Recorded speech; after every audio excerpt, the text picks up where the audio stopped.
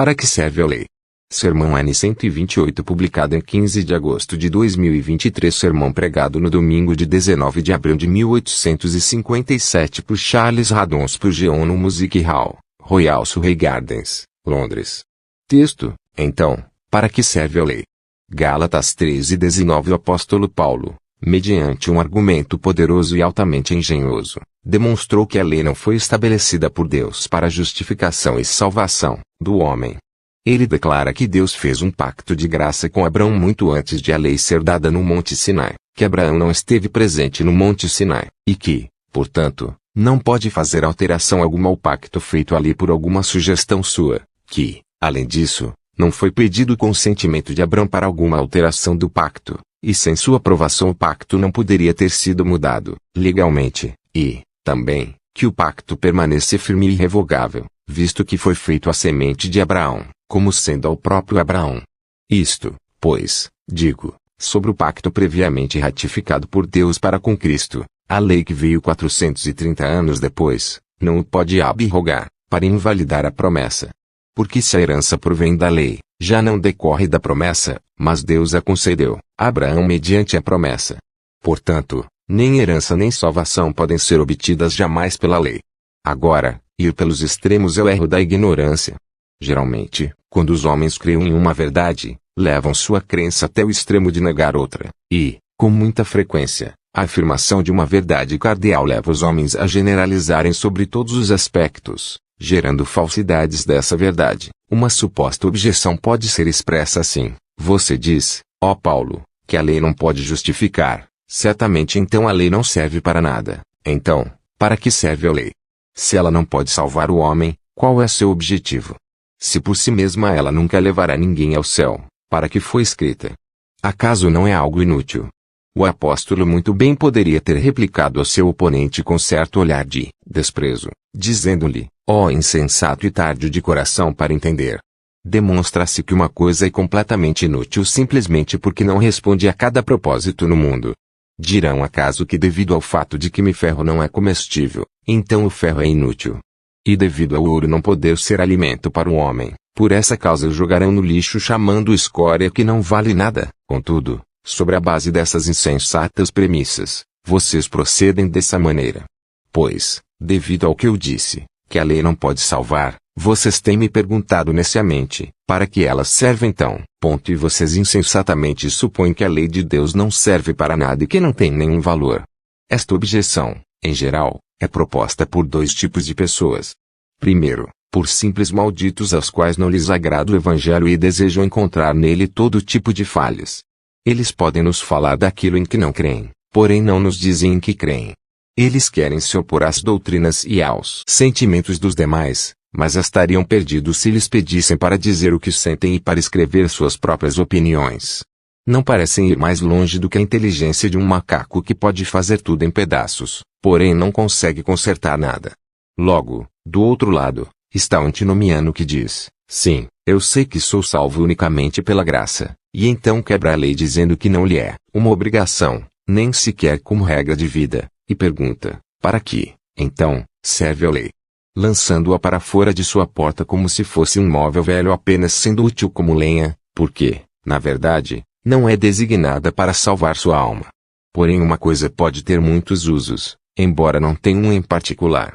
É certo que a lei não pode salvar, mas é também igualmente certo que a lei é uma das obras mais importantes de Deus e merece toda a reverência, e é extremamente útil quando é aplicada por Deus para os propósitos para os quais foi estabelecida.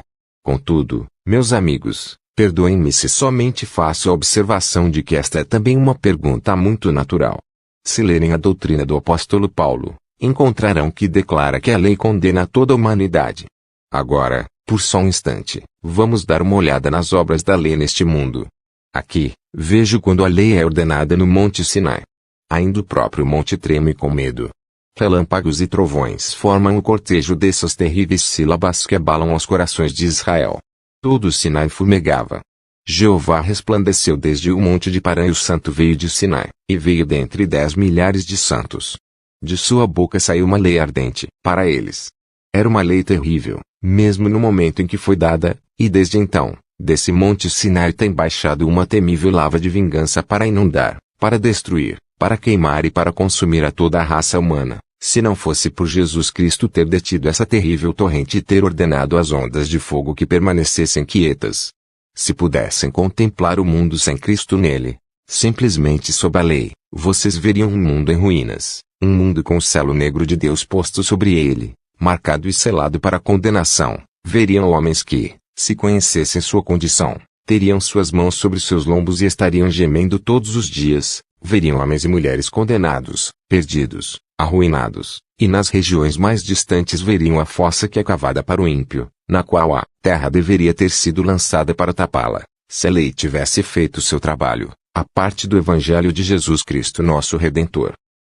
Amados, a lei é uma grande inundação que teria alagado o mundo com algo pior que a água do dilúvio de Noé. É um grande incêndio que haveria queimado a terra com uma pior destruição do que a que caiu sobre Sodoma. É um anjo severo com uma espada, sedento de sangue com asas de morte. É um grande destruidor que arrasa as nações. É o grande mensageiro da vingança de Deus, que é enviado ao mundo. Sem o Evangelho de Jesus Cristo, a lei não é outra coisa senão a voz condenatória de Deus, que trovoa contra a humanidade. Então, para que serve a lei? Parece uma pergunta muito natural.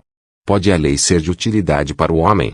Pode esse juiz que põe o barrete preto e que condena todos, essa lei do presidente do Tribunal Supremo de Justiça, pode ajudar na salvação?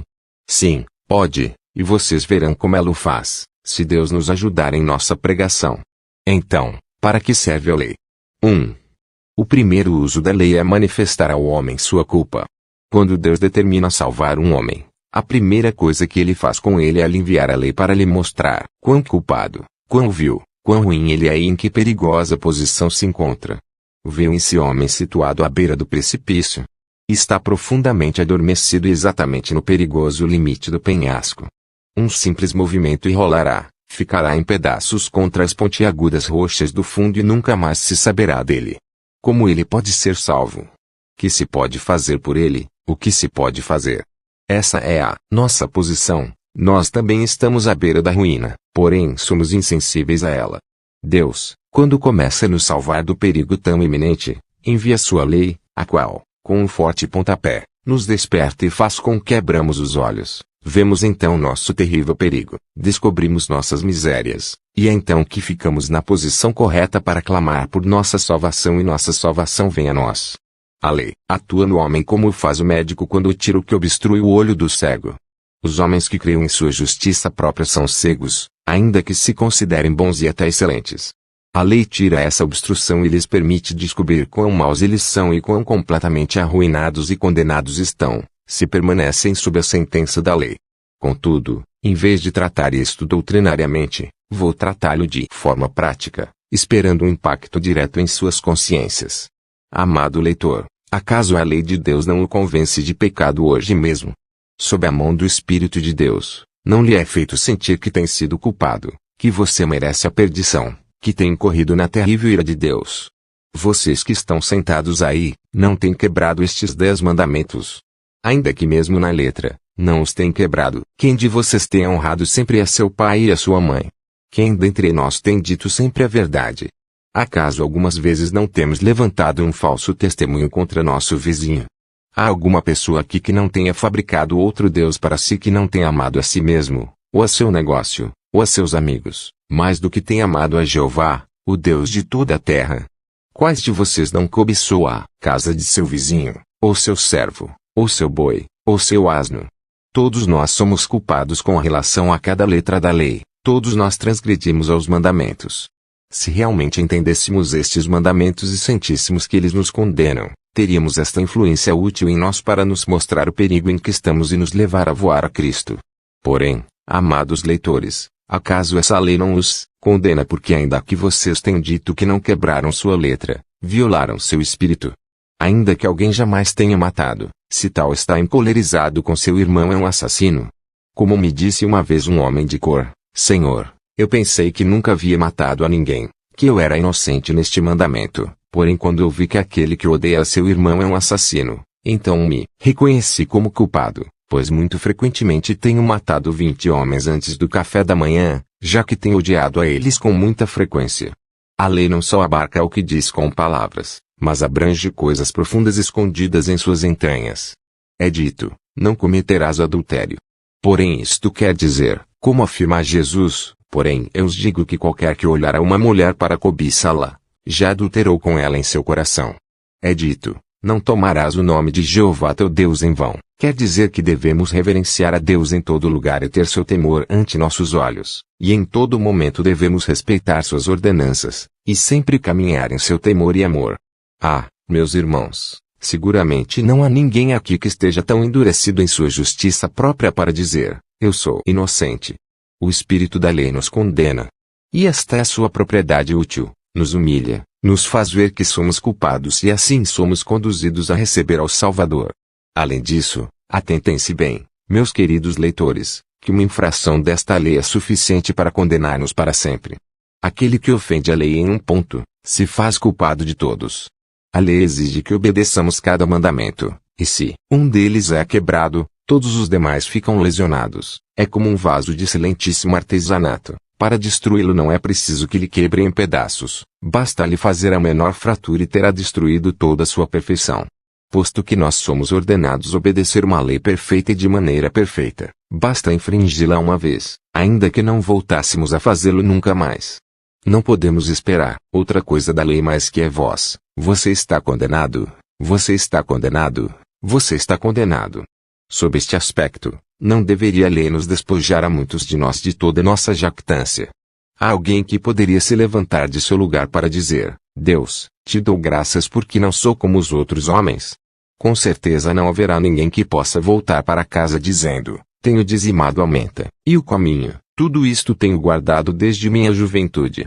Não, a menos que esta lei tenha lhe tocado a consciência e o coração, estaremos junto ao publicano, dizendo, Deus, isso é propício a mim, pecador. A única razão para um homem pensar que é justo é por não conhecer a lei. Pensa que nunca a quebrou por não entendê-la. Alguns de vocês são as pessoas mais respeitáveis. Vocês pensam que têm sido tão bons que podem ir ao céu mediante suas próprias obras. Talvez não tenham dito desse modo, mas em segredo pensam assim.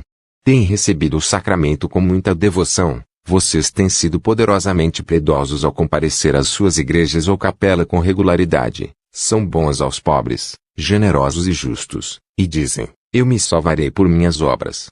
Não, Senhor, veja a chama que viu Moisés, estremeça, treme e se desespere. A lei não pode fazer nada por nós, exceto nos condenar.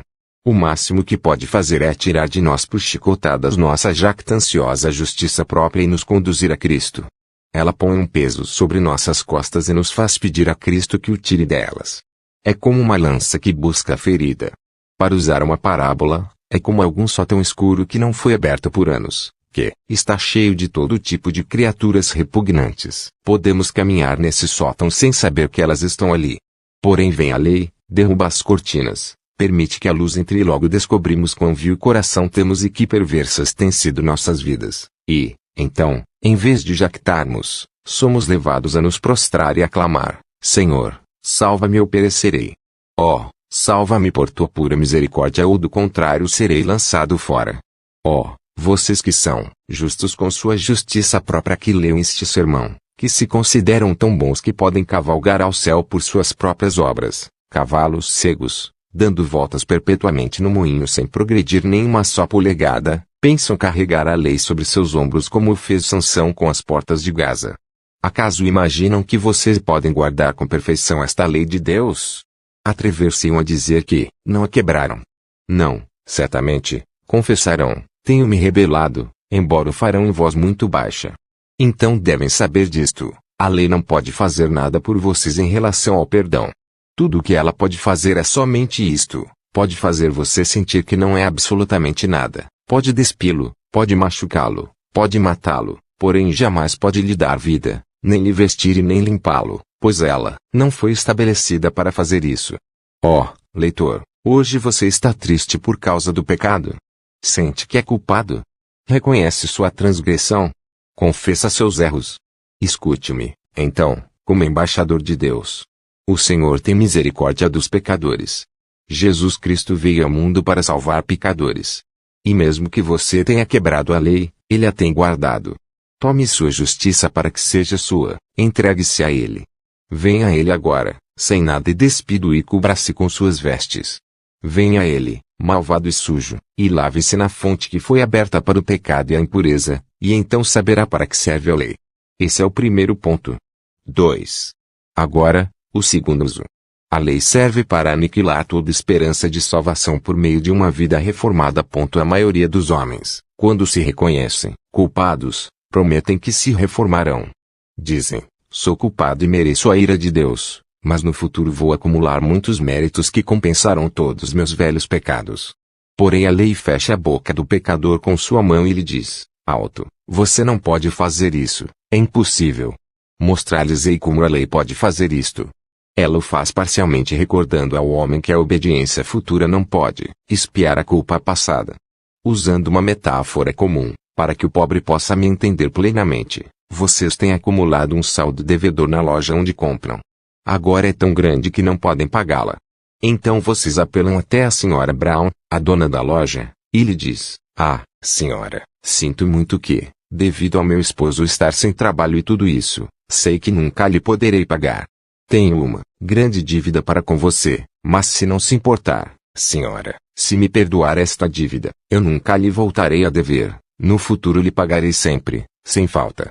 Sim, diria ela, mas isso não acertaria nossas contas. Se você vai me pagar o que compra, estaria simplesmente cumprindo com sua obrigação. Porém, que acontecerá com toda a dívida acumulada? Como você vai saldá-la? Não se pode liquidá-la com tudo que será pago no futuro. Isto é o que os homens fazem com respeito a Deus. É verdade, dizem, sei que me tenho me desviado grandemente, porém não mais voltarei a fazê-lo. Seria bom que você não mais utilize essas respostas infantis. Ao se agarrar a tal esperança você não faz outra coisa senão manifestar sua excessiva insensatez. Acaso pode apagar sua transgressão, mediante a obediência futura? Não. A velha dívida deve ser paga de alguma maneira. A justiça de Deus é inflexível e a lei lhe diz que nenhum de seus propósitos pode expiar o que você fez no passado. Você deve receber uma expiação por meio de Cristo Jesus, o Senhor. Mas, diz o homem, vou tratar de ser melhor e então eu creio que receberei misericórdia. Então a lei intervém e diz, você vai tratar de me guardar, certo? Vamos, amigo, você não pode fazê-lo. A perfeita obediência no futuro é impossível. Os 10 mandamentos são mostrados e se qualquer pecador que foi despertado os olhar, se retirará, dizendo, é impossível que os guarde. Vamos, amigo, você diz que será obediente no futuro. Você não foi obediente no passado e não há nenhuma probabilidade de que guarde os mandamentos de Deus no tempo vindouro. Diz que evitará os males do passado. Você não pode. Mudará o etíope sua pele, e o leopardo suas manchas. Assim também, vós podereis fazer o bem, estando habituados a fazer mal. Mas você responde, vou pôr mais empenho em meus caminhos. Amigo, você não o fará. A tentação que o venceu ontem o vencerá amanhã também.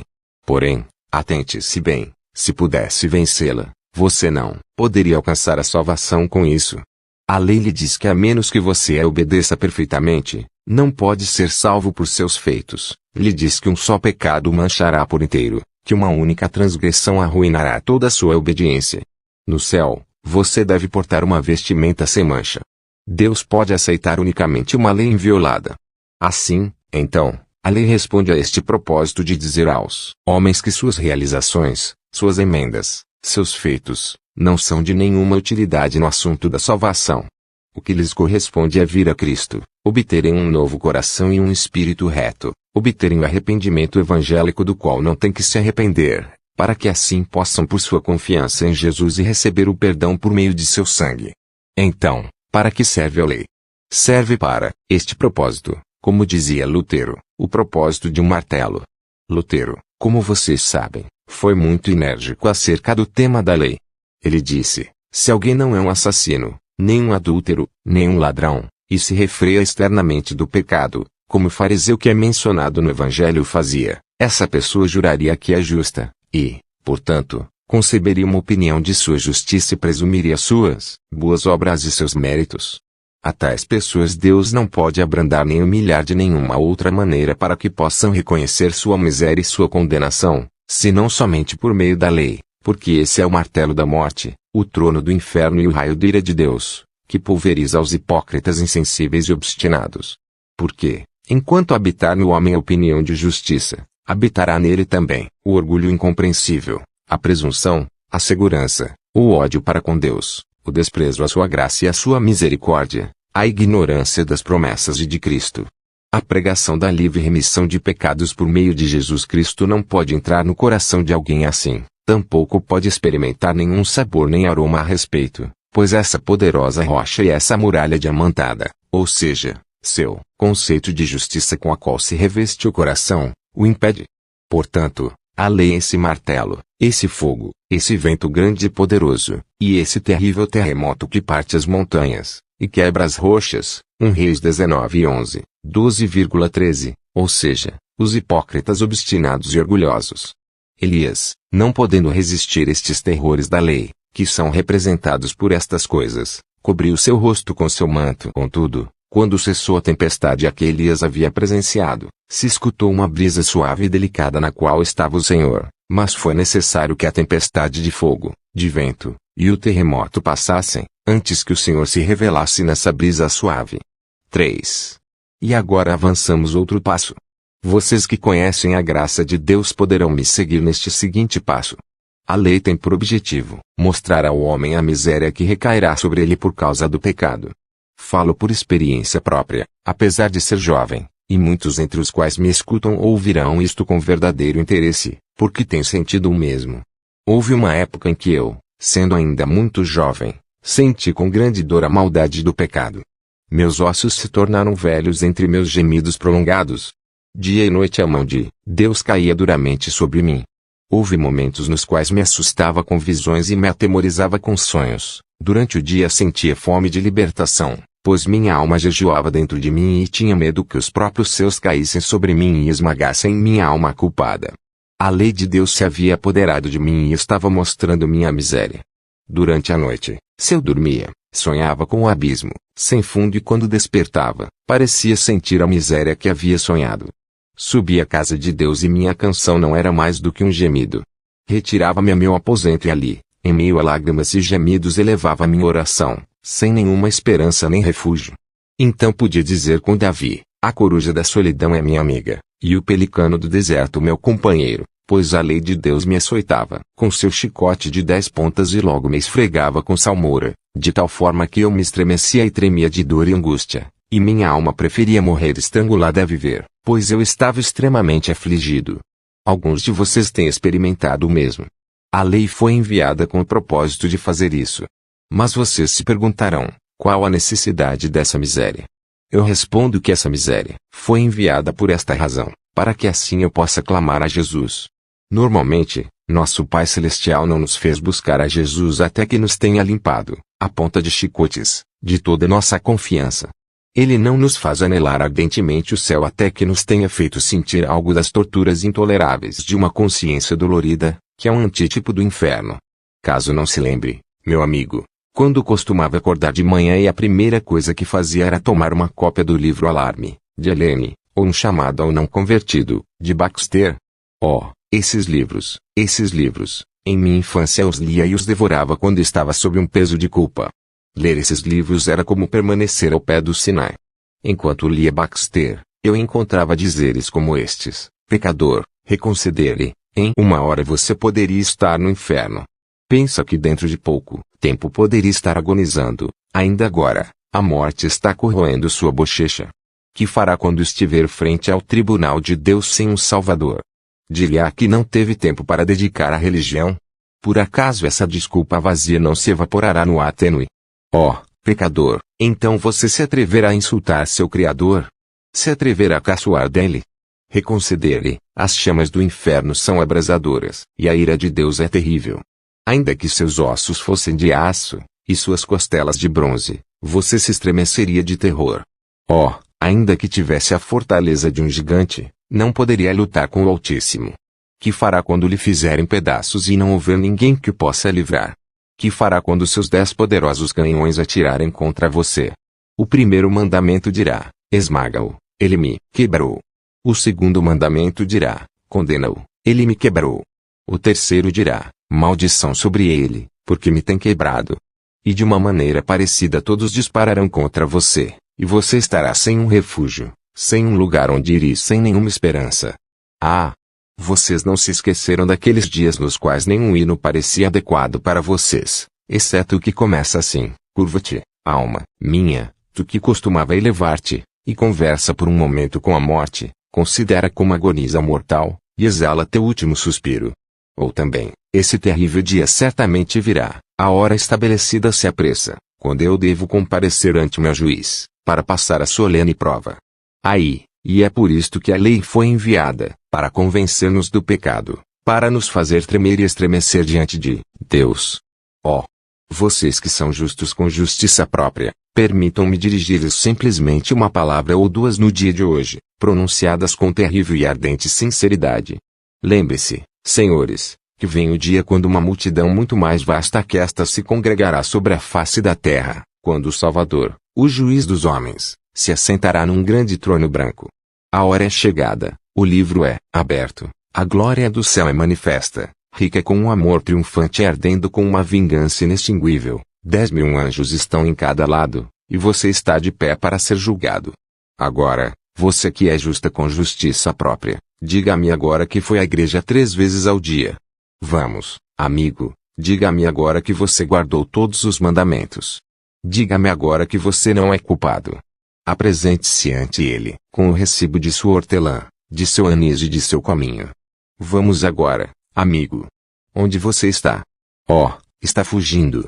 Está gritando: pedras, escondam-me, montes, caiam sobre mim. Que pretende, homem? Como? Você era tão justo na terra que ninguém ousava falar de você, era tão bom e tão decente, por que você foge? Vamos, homem, enche-se de valor, venha ante seu Criador, diga-lhe que foi honesto, sóbrio, excelente e que merece ser salvo. Por que demora para repetir suas jactâncias? Anime-se, diga-as. Vejo que continua fugindo da presença de seu Criador, dando gritos. Não se achará ninguém que permaneça diante dele apoiado em sua própria justiça. Porém, vejam. Vejo um homem que sai à frente dessa desorganizada multidão, marcha adiante com passo firme, e com olhos sorridentes. Como? Há alguém que se atreve a estar diante de seu Criador? Sim, há um, se adianta e exclama: quem acusará os escolhidos de Deus? Não se estremece? Não lhe cairão as montanhas de ira? Deus não lançará seu terrível raio contra ele. Não, escuta enquanto continua confiantemente: quem é o que o condenará? Cristo é quem morreu, mas ainda, que também ressuscitou. E vejo a destra de Deus estendida, vide, benditos de meu Pai, herdai o reino preparado para vós. Agora se cumpre o verso que uma vez cantaram com doçura: com valentia estarei naquele grande dia, pois quem me acusará de algo? Já que, por meio de teu sangue, absolvido fui da tremenda maldição e vergonha do pecado. 4. E agora, meus queridos amigos, temo cansar-lhes, portanto, permitam-me sugerir brevemente outro pensamento. Então, para que serve a lei? Foi enviada ao mundo para mostrar o valor de um Salvador. Da mesma maneira que o oropel faz ressaltar as joias, e as manchas escuras fazem com que as tinturas brilhantes fiquem mais brilhantes, assim a lei faz com que Cristo apareça de maneira mais pura e mais celestial. Ouço a lei de Deus maldizer. Quão dura é sua voz! Jesus diz: vinde a mim, ó, que música! Quanto mais música depois dos sons destoantes da lei. Vejo que a lei condena, contemplo a Cristo obedecendo. Ó, quão importante é esse preço, conhecendo quão pesada é a demanda. Leio os mandamentos e os vejo estritos e tremendamente severos. Ó, quão santo deve ter sido Cristo para os obedecer, todos eles, por mim. Nada me leva a valorizar mais meu Salvador do que quando vejo que a lei me condena. Quando sei que esta lei se interpõe em meu caminho e como um querubim com uma espada incendiada não me deixará entrar ao paraíso, então posso conhecer quão docemente preciosa deve ser a justiça de Cristo, que é um passaporte para o céu e que me dá a graça para entrar nele. 5. E, finalmente, para que serve a lei? Foi enviada ao mundo para evitar que os cristãos confiem na justiça própria. Acaso os cristãos confiam alguma vez em sua justiça própria? Claro que sim, assim é. O melhor cristão do mundo encontrará que lhe é difícil evitar a jactância e a confiança em sua própria justiça. João Knox, em seu leito de morte, sofreu severos ataques de justiça própria. Na última noite de sua vida na terra, dormiu ininterruptamente por algumas horas, emitindo muitos gemidos profundos. Quando lhe perguntaram por que gemia tão profundamente, respondeu: durante minha vida resisti a muitos ataques de Satanás, mas nestes momentos ele me tem atacado de maneira mais terrível do que nunca, e tem utilizado toda sua força para acabar comigo de uma vez. A astuta serpente tem se esforçado para me persuadir de que mereço o céu e a bem-aventurança eterna devido ao fiel cumprimento de meu ministério.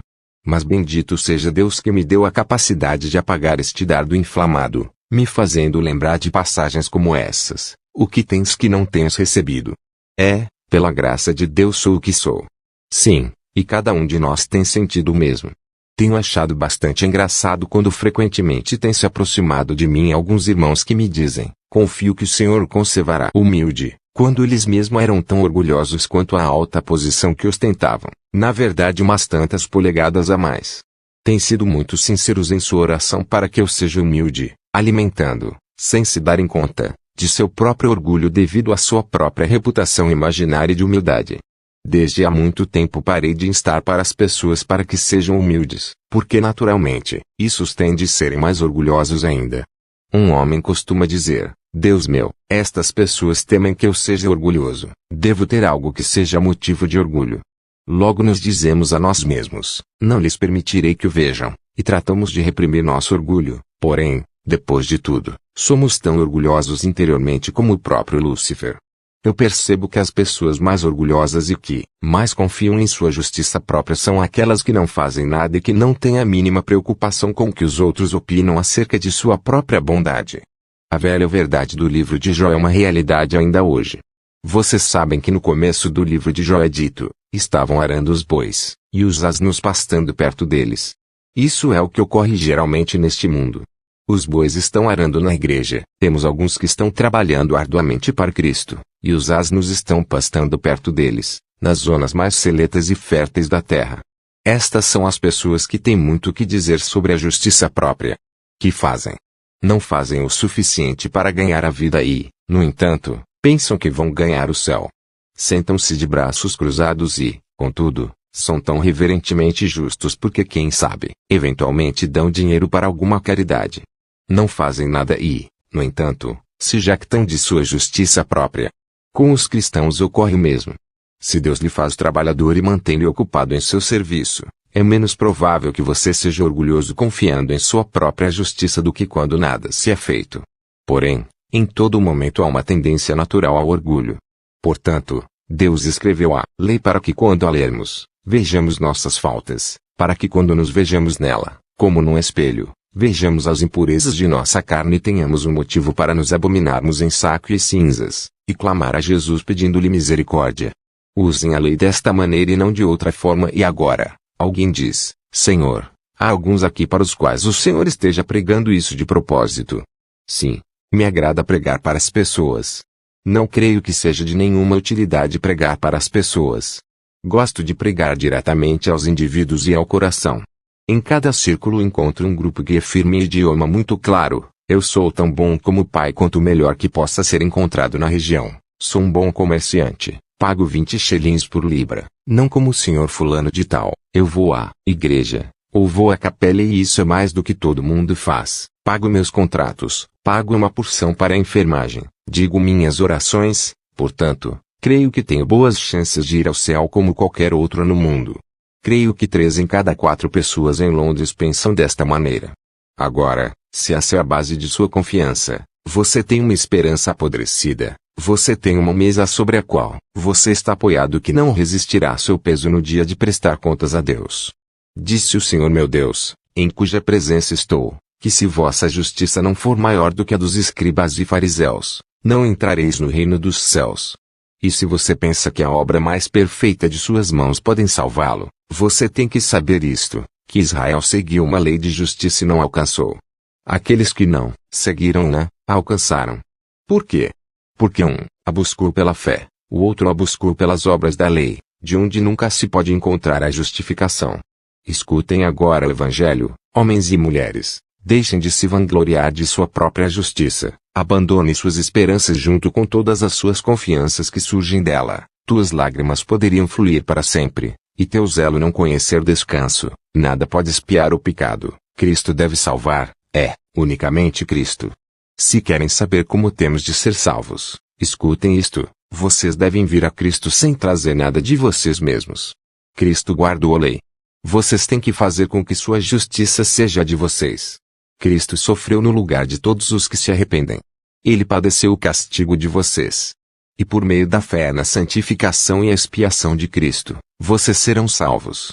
Venham, então, vocês que estão cansados e sobrecarregados, feridos e mutilados pela queda. Venham, então, vocês pecadores. Venham, então, vocês moralistas. Venham, então, todos vocês que quebraram a lei de Deus e sentem isso. Abandonem suas próprias confianças e venham a Jesus. Ele os aceitará, lhes dará vestimentas de justiça sem mancha alguma e os fará seus para sempre. Porém, como posso vir?